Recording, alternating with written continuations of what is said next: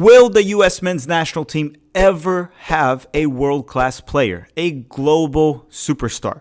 What is missing in our youth development to take that next step? Today we have episode 2 of Tom Byer, the American that helped Japan's rise on soccer in their youth development. And we're going to talk about the United States today. Hi, Senor Filippo, and welcome to Tactical Manager TV, and welcome to episode 2 of our 2-episode miniseries with Tom Byer. If you missed episode 1, he talked about his story, his methodology, and everything, and how he helped change Japanese soccer, or more specifically, the youth development of that country. The movement you're seeing right now, he played a massive role. And as I said before, this is one of the most insightful mini-series we have ever had here on the channel. Honestly, probably the most insightful series we've ever had.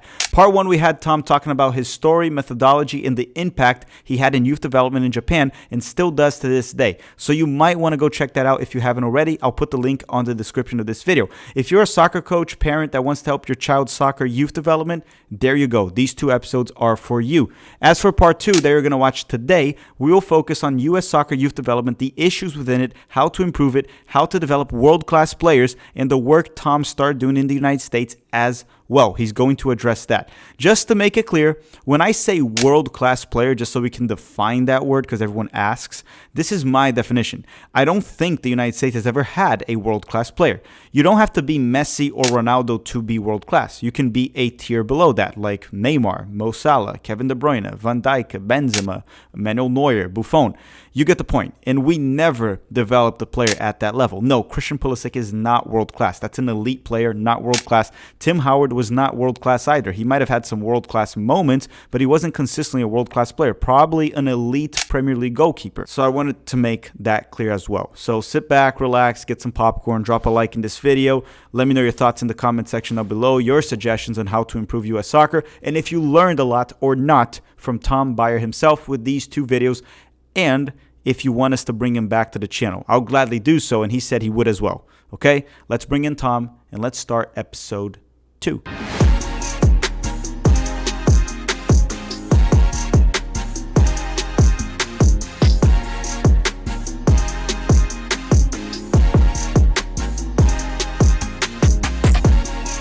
Okay, everyone, welcome to part 2 of our interview with Tom Byer. If you missed part 1, go check it out. He talks about his work in Japan, his methodology, everything. Today's episode, we're going to focus on U.S. soccer youth development. And before we talk about U.S. soccer youth development in general, I want to ask Tom one question.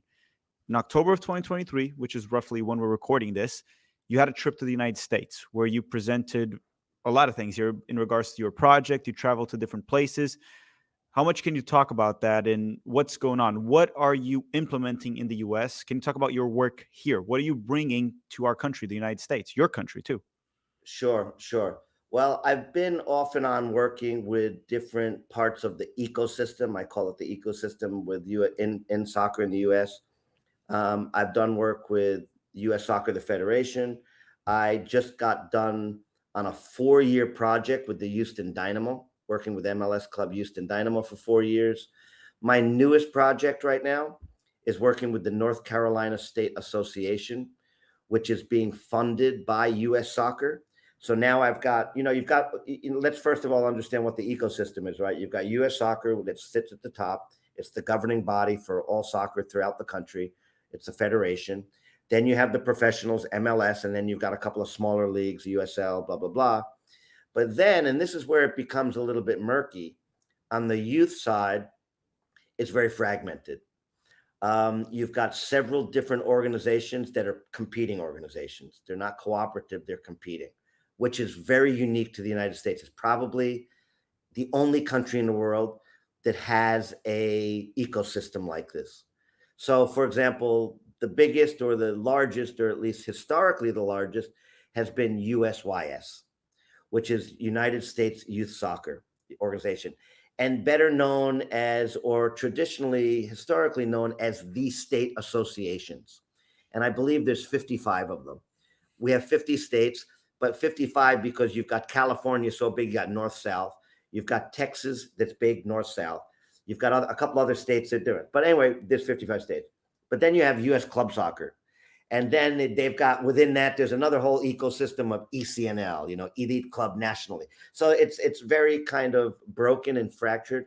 So I have worked with all of them in certain capacities, but right now I am heading up a project in North Carolina. I just returned from one full week in North Carolina, and what we're doing is it's a 2-year project, and I have, in collaboration with the state association, developed a strategy.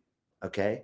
I'm the guy, and the reason I was there is to launch it and to also build the advocacy. Because anytime you're trying to create something new, you need to get the ecosystem involved and you need to convince them this is a program to invest in. So that's generally my role, is building the advocacy, designing what it looks like, and making it inclusive. So and this is the rare part. So we're working with all what I call the different stakeholders. We had a launch event on October 2nd, and at that event in Cary, North Carolina, we had the winningest coach in the history of the NCAA, Anson Dorrance, 22 times women's team national champion, and the first ever women FIFA World Cup American champion head coach. So he lends a lot of credibility. He's the godfather of women's game in America, if not the world. We also had Cindy Parlow Cone, who is the current residing president of U.S. Soccer, former national team player, very successful coach, player herself, World Cup champion. Have it. So she was an executive. And then in that room, we also had various representatives from various parts of the ecosystem. Club administrators and coaches from small clubs to the biggest clubs like North Carolina FC, Charlotte Independence. These are clubs that have over 8,000 players in their clubs. And then we had little tinier clubs as well. So basically what we're doing is we're trying to put everybody on the same page, and we're trying to create a movement. And that movement is centered around soccer starts at home, trying to build a culture of development that understands the importance of ball mastery from a very young age and understands the vital role that parents play. And the way that we do that is by basically winning over all of the major stakeholders, creating a little bit of buzz with the media. So I filmed a very really important, impactful segment for Fox local TV in North Carolina, where they interviewed me to to hear what the philosophy is about, the methodology is about, why is it important. They interviewed Anson Dorrance talking about the program. We also had Dr. John Rady, who wrote 13 pages for my book, who is one of the foremost neuropsychiatrists in the world from Harvard Medical School, who happened to be down in North Carolina at the same time. So he came to our launch and he gave a talk, a presentation, and an interview with the local Fox. So he marries together why it's important, the well-being, the interaction between a child and the parent, the neuropath, all of that. And so we also created an online Soccer Starts at Home content package where parents can go online in North Carolina and they can basically get a tutorial. What's the philosophy? What's the method? How do I do it? How do I start? What do I do? How long should I do it? What are best practices? Oh, what could I expect a 3-year-old to be able to do? What's the difference between what a 3-year-old can do ball mastery and a 5 or 6-year-old? And we deliver it free of charge. Doesn't cost a penny. So this is a model. I wish that we were taking this model to scale all over the United States, but unfortunately, the way that things work, it's a slow grind. I call it. It's a slow grind. So I've already got other states that have contacted me. I was on last night for an hour and a half with a very big state last night who's interested. There's other states that are interested in doing it. I'm still working and discussing things with the MLS. The MLS is very interested in our program, and I could, without giving away confidentiality, I could, if I'm looking into my crystal ball, I could imagine that in the future, all 30 clubs will be somehow engaged with Soccer Starts at Home. So to recap, I've got good support from U.S. Soccer because the president came to the launch. We're working with state associations. We've got MLS because we worked with them for 4 years, one of their clubs, and they're keen and they understand the importance of our program. And so I think we're in a good position today, right now. Is it moving as quick as I'd like it to? No, it never is, but it's moving. and I've got to be patient. And sometimes you've got to, you know, you got to pick the old saying is you got to pick your fights, right? So there's so many things I think that need to be fixed in the United States, but I surely believe that having a seat at the table is a very big positive. And it's taken us literally 10 years to get to where we are in the United States, but we're finally here. And I think we're in a good space and position.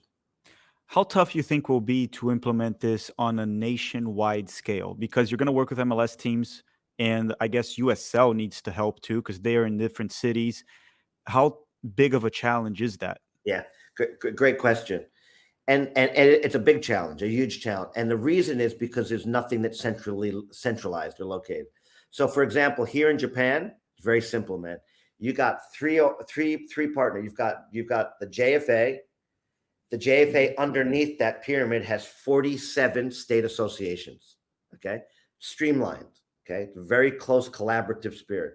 Then over here you have the J League and the professional league. For perspective, bro, the JFA and the J League, they operate out of the same building. Okay, they're in the same building. They're all in the same place. One guy wants to talk to the other guy, just gets in an elevator or he goes down the hall.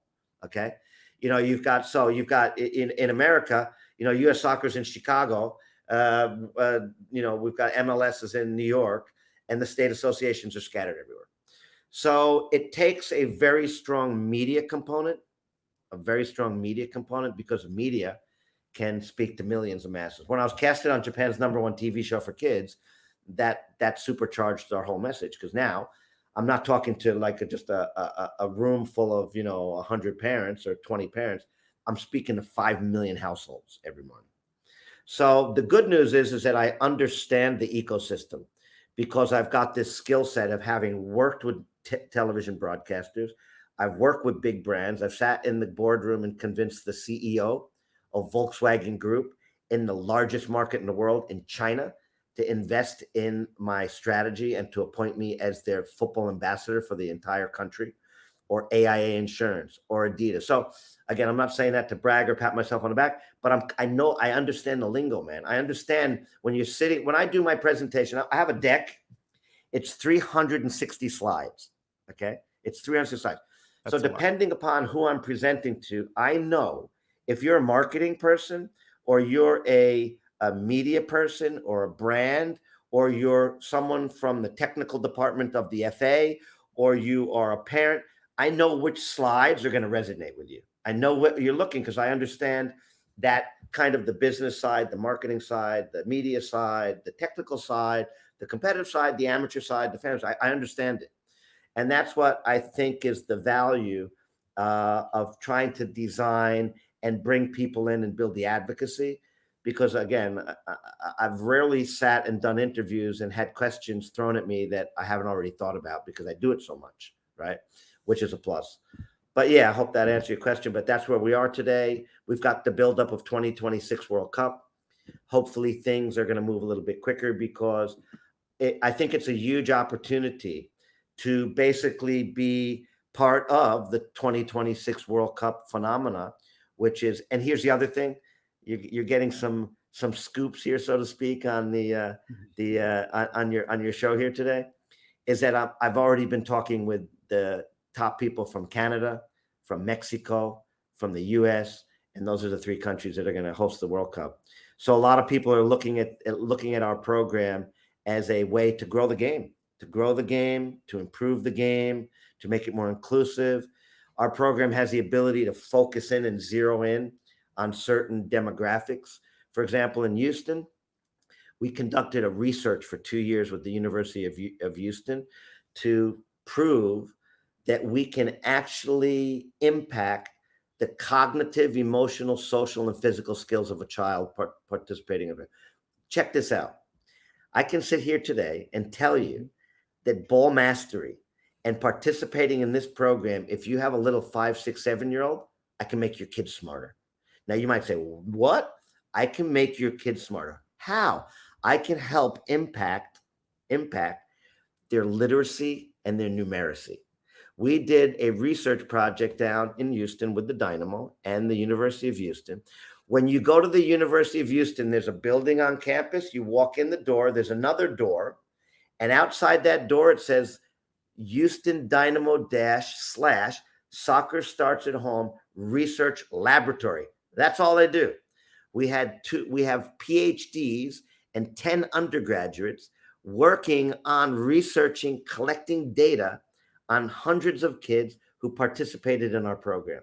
And the outcome is this: out of 2 cohorts with kindergarten kids and first graders over a 10-week period, we raised their test scores in mathematics and in reading. And you might say, holy moly, how could you do that? Because the part of the brain that's responsible for ball mastery is the cerebellum. So what's happening with ball mastery is it's teaching a child literally learning how to learn. The cerebellum is also responsible for thinking, remembering, which is memory, decision making, controlling emotions, reading, and single digit mathematics. So when Dr. Rady wrote the forward and the afterword in my book, Soccer Starts at Home, 13 pages, he presumed or believed that this program could impact cognition and in particular reading. So this program literally makes kids smarter. And it makes kids smarter because it teaches a child how to control their emotions. It teaches them how to pay attention, focused attention.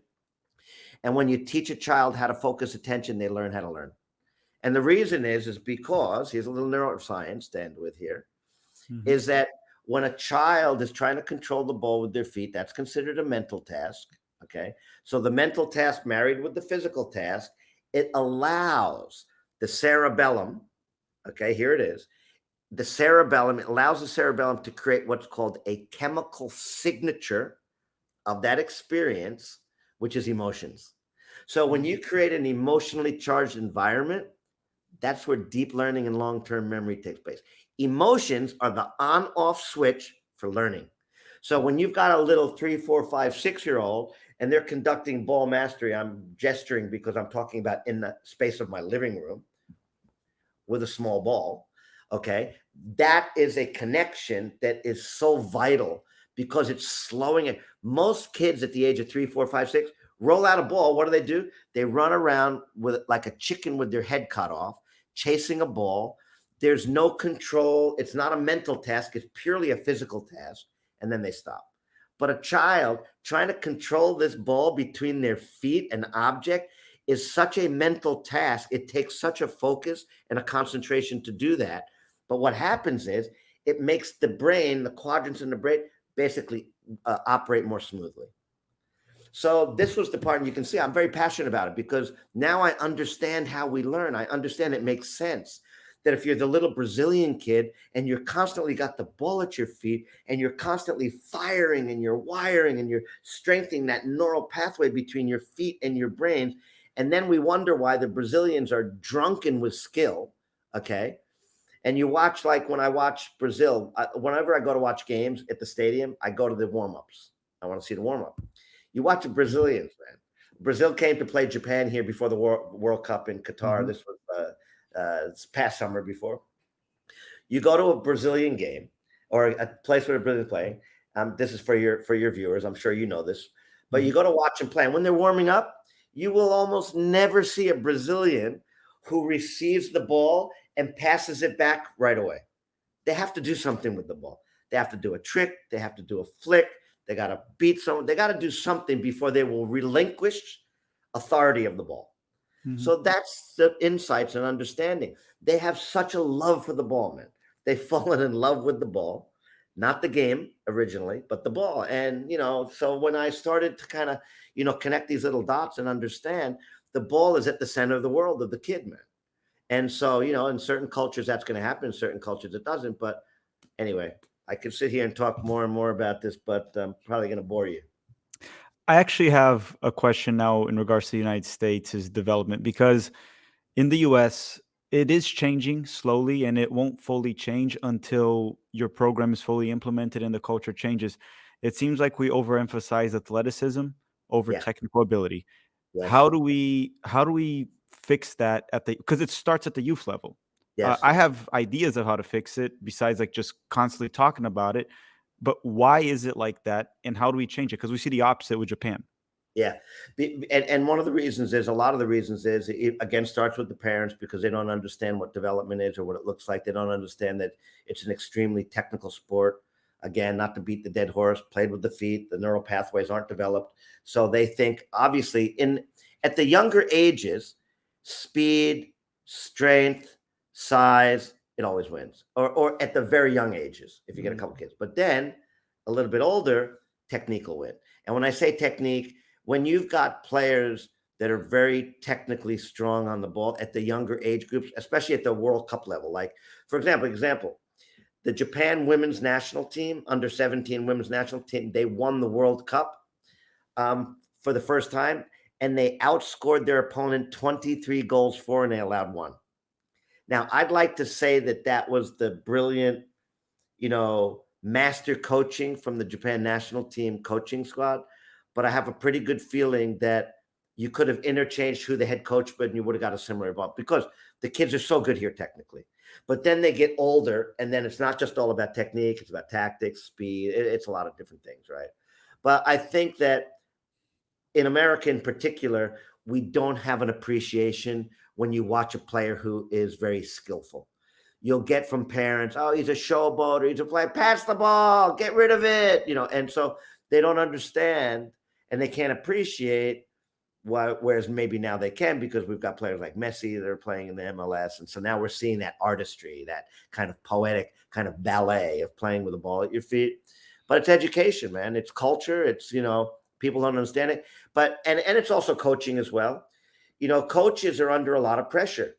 When I deal with some of my buddies who coach in Europe, like at like Genk, or like in Belgium clubs, or Manchester United, or any of the big clubs, Ajax as well. I've got a lot of a really good connection to Ajax as well. When you see the professionals, they understand it. They get it. It's not about results. After a weekend of playing, when those coaches get together, because I've actually sat in on those conversations with the top coaches in the world, they're not talking about, oh, we beat them 7-0. They're talking about little moments in the game. They don't really care what the actual score was. But that's because they're at the biggest clubs in the world that have a philosophy. They have a DNA on how you should be viewing the game, how you should be teaching it. It's not about winning at all costs. But it's that whole idea of win at all costs. Okay, put the best skilled kid up on the top and get the ball to him. So just bypass the other, 17, 18 players, get him the ball. He'll do the little magic, and he'll put the ball in the back of the net. Anyway, so I don't know. I don't know if I'm even answering or addressing your question, but I think that it all starts with a more educated parents and coaches. But you can't have that unless you've got the skillful players, And so you should always put development ahead of winning. But you don't get, in a lot of organizations, it's not just the coach, it's the organization's philosophy and what their culture is. A lot of clubs, they have the travel team.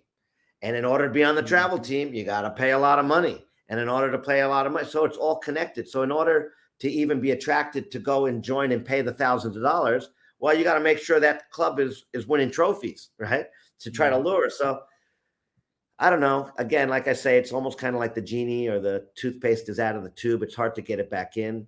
But it is what it is, right? I mean, the United States is a very unique ecosystem there's no other country like it in the world. But hopefully we can try to change it by changing one family at a time, or one parent at a time, but at least getting them to understand what development looks like. One thing to add before we wrap things up with one last question. I worked with Orlando City when they were starting their whole youth network, soccer schools, and the academy. And then once we had a meeting with different coaches from other soccer schools, and Oscar Pareja, the current coach, that even helped set up the FC Dallas Academy, which is a successful academy in the US. Not perfect, but a good academy here. And when talking to Pareja, one of the coaches put that concern that if you don't deliver results, the parents get angry. So you need to win. So you need to sometimes put the big kid to play to get goals and win games.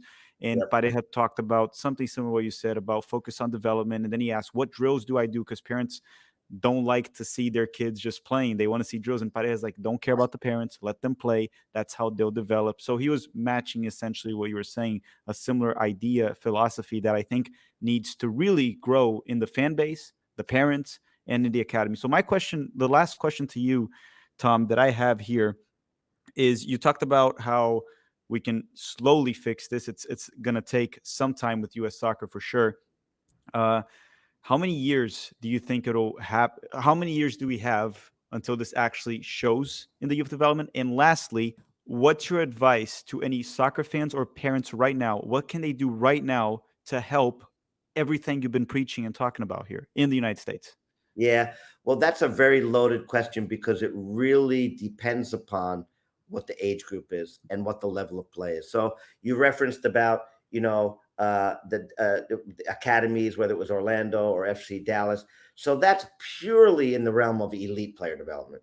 So, trying to compare what an MLS academy philosophy and methodology and vision is compared to the grassroots talking to parents, it really is kind of apples and oranges. So I have to really define what age group and what level I'm talking about. Again, what I'm trying to do is stay laser focused on the entry level because now I understand that if I want to help a country, organization, community, or club basically improve on the macro level, then you have to ensure that the foundation is set. So everything we're talking about is foundational, right? Now, when it gets into the academies and things, that's going to just depend upon, okay, well, what's the philosophy? What's the game model that they play? The academies, someone asked me about this we're talking about Messi online yesterday, I think it was. And Mhm. everybody thinks that, oh, Messi was developed at Barcelona. Yeah, he was, but he scored 264 goals for old boys down in Argentina, and which caught the eye of the Barcelona guys. So it's also an understanding. Well, when you say development, well, what are you talking about?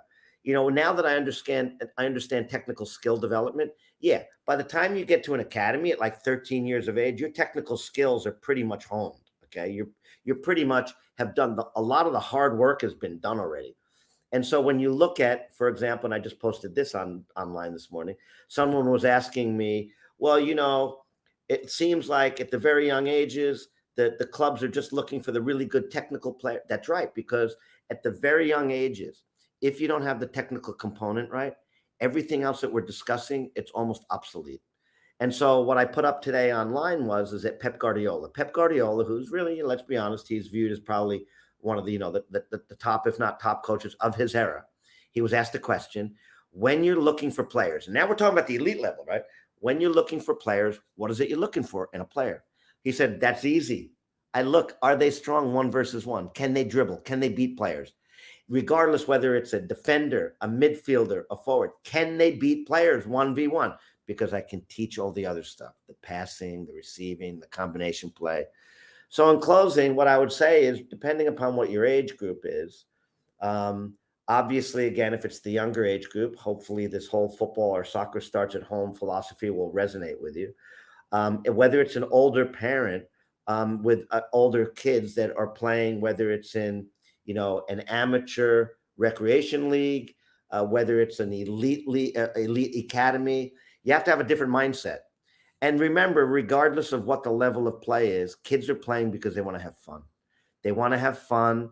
You would be surprised, but they're not as worried about winning as the coach or the parents might be.